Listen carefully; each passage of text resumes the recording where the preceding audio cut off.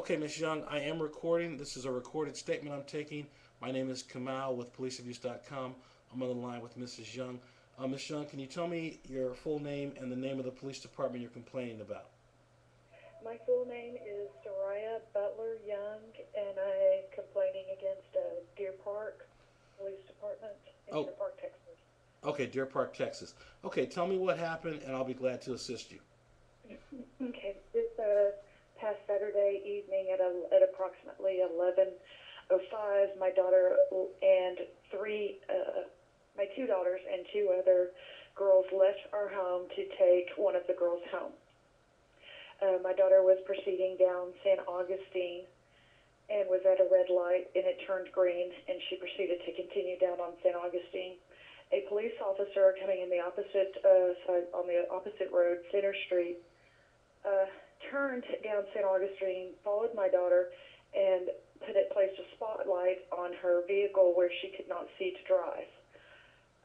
She then pulled over, took a left on Joe Scott Cathy Street, in which she stopped. The police officer turned on his overhead siren lights for about 2 seconds and turned them right off. My daughter stopped and waited in her car for a few minutes, and the police officer never approached the car.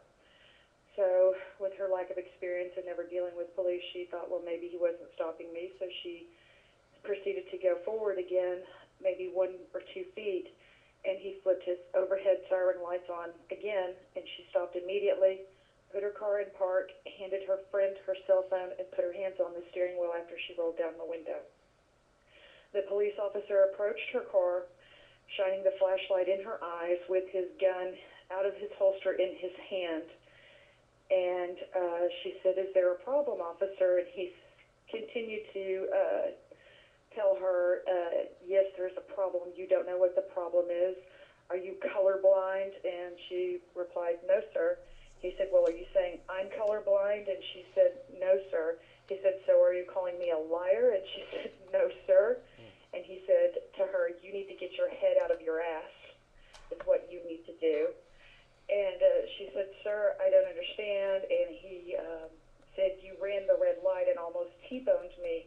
And she said, "No, sir, I didn't run the red light. I sat at the red light until it turned green." And then he said, "You know, are you calling me a liar? Do you want me to call Deer Park out?" And I'm not real clear on the other details. He asked her how old she was and if that was her car, and made a few ugly comments to her. And then he told her that he was going to let her off with a warning. He shined when he first approached the car, he shined it on my daughter's eyes and scanned in the car, and then asked her, "Where are you going?" And he was very rude and ugly to my daughter. And my daughter was fear of her life when the officer approached the car with his gun in his hand out of his holster. And so then my daughter called me at 11:26 on my cell phone, crying and frantic about what happened. And I told her to drive directly to the police station, that her father and I would meet her there. We met her at the police station. We requested to speak with a sergeant or captain, whoever was in charge. And about 10 minutes later, Officer Taylor came into the police station, and my husband, myself, my two daughters, Carissa and Olivia, Cheyenne, my niece, and Brianna, these are the 4 girls that were in the car at the time that it happened, came in. My daughter made a statement to Officer Taylor about what had transpired. Officer Taylor began to tell us that was not normal protocol for the police department, and that she would be very surprised that if it was a police officer that was employed with Deer Park.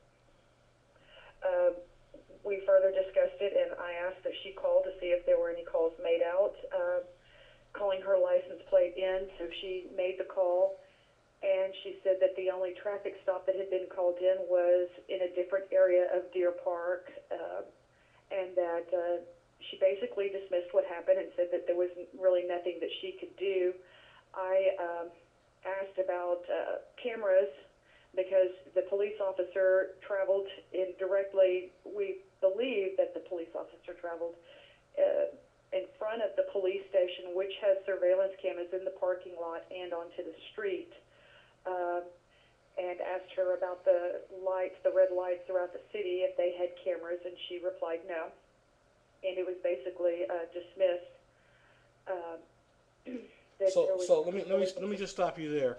This person, Taylor, was you said was a female, correct?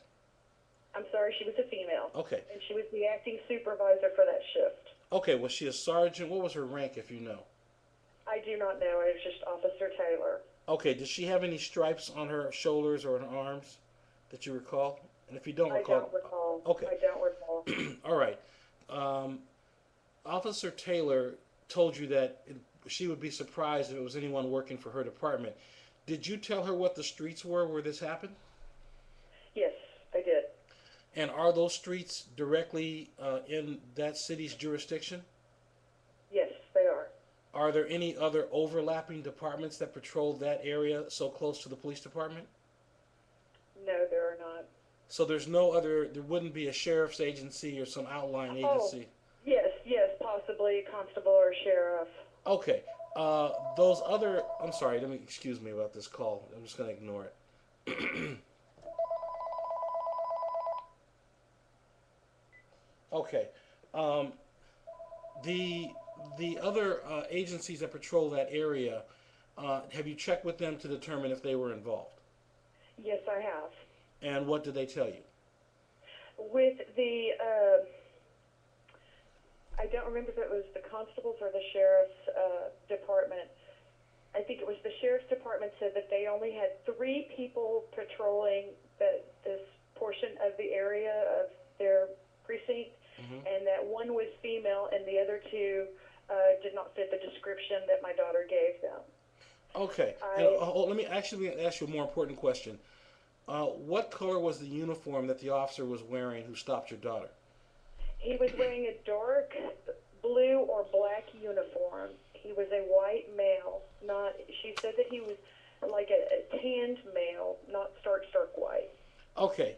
And he had no hair on his head or facial hair. Okay, well, the sheriff's department uniform and the constable's uniform, what colors are those uniforms, if you know? I think that the sheriff's uniforms are white, and the white shirts with gray. And I'm not sure. I'm really not sure. I don't pay that much attention when we've not had a whole lot of dealings with police. That's okay. That's okay. Well, let me ask you this. Are you certain that it was an officer from Deer Lake Police Department? I'm sorry, Deer Park. I am not certain that it is a police officer from Deer Park. I'm concerned that I want to make sure that if we do find that it is a police officer from Deer Park, that it is dealt with accordingly and by law. Okay. All right. And obviously your chief concern in this complaint is the abusive language and the hostile and unprofessional demeanor the officer exhibited. Is that right? Correct. Placing both my daughters and my niece and their friends in fear of their lives because of this man, the way that he was so aggressive with them. Okay. Okay. And did you say your daughter was available to talk with me? She is available right here, sir. I also have contacted neighboring cities, Pasadena and LaPorte, and Pasadena is doing an investigation because 85% of their patrol officers do take their cars home, because I'm also considering that it could have been an off-duty police officer. Okay. And I've checked with the various agencies, and as far as I know, no one has called in her plates. At that time, no one has called in her license plates to do a traffic check, which Deer Park, their protocol is that they are required to call in license plate numbers on every traffic stop. Yeah, I think that we're going to be able to narrow this down at some point. I have gone up and down that street and St. Augustine and Center Street yesterday and contacted all the businesses that I could see that had surveillance cameras. There's a Howdy Burgers that the woman is going to check on Tuesday, her surveillance cameras, to see if she could see that police car traveling down Center Street. Walgreens is checking as well, and if they do see a police car crossing in front of their place of business. She's sending it over to